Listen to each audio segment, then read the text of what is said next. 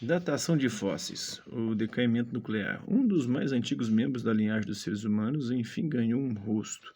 A descoberta de um crânio quase completo de um Australopithecus anamensis, espécie que viveu na atual Etiópia entre 4,2 milhões a 3,8 milhões de anos atrás, indica que processos complicados de diversificação já estavam presentes desde os primeiros pastos hominídeos, como são conhecidos os avós e primos extintos do Homo sapiens.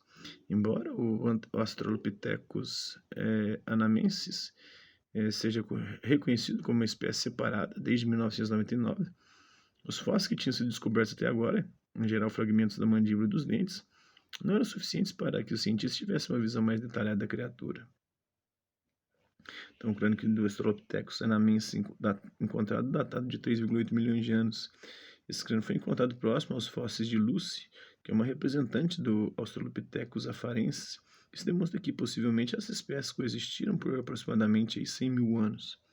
Ser responsável por reconstruir o ambiente onde o pequeno hominídeo viveu, afirma que o rio e o lago eram cercados por matas ciliares, enquanto o resto da região era árida e tinha vegetação arbustiva. A espécie, portanto, estava acostumada a ambientes mais abertos. O pesquisador também coordenou o trabalho que chegou a uma estimativa de 3,8 milhões de anos de idade para o fóssil. Os cientistas encontram um crânio de ancestral humano que viveu há 4 milhões de anos.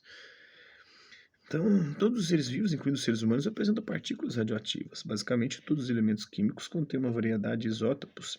Alguns deles são radioativos, ou seja, emitem naturalmente energia e radiação e são chamados de radioisótopos. O exemplo mais conhecido é o átomo de carbono 14, também identificado como 14C ou C14. É um radioisótopo do carbono 12. O átomo de C14 é formado pela colisão de um nêutron oriundo dos raios cósmicos com um átomo de nitrogênio, menos 14, N14, né, ou 14N. Tem uma equação química de formação do C4 em que ele representa o nêutron e o P, um próton isolado.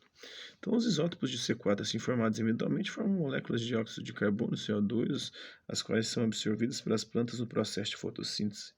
Quando os animais, por exemplo, ingerem essas plantas, o C14 se integra ao organismo deles. Os radioisótopos de C14 sofrem lentamente um processo de decaimento radioativo, voltando a gerar N14. Então, tem uma outra equação em que beta representa a radiação emitida. Né? Os três isótopos de carbono mais comuns na natureza são o C12, 99% de abundância, o C13, com 1% de abundância, e o C14, cerca de uma parte por trilhão. O C12 e o C13 são estáveis, o C14 é radioativo. Então, a concentração de C14 em um ser vivo é mantida praticamente constante durante toda a vida. Após a morte, o organismo deixa de absorver novos radioisótopos de C14, cuja concentração passa a diminuir lentamente ao longo do tempo devido ao decaimento radioativo.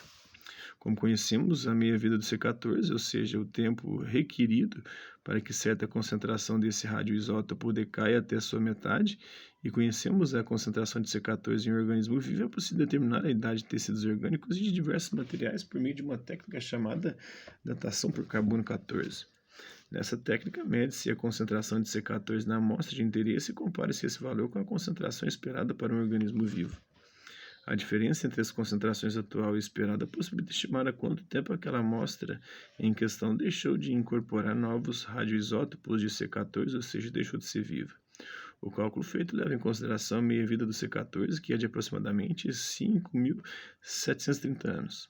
Significa que se um fóssil contiver 50% da concentração de C14 esperada para um organismo vivo, o animal ao que este fóssil pertence morreu aproximadamente 5.730 anos.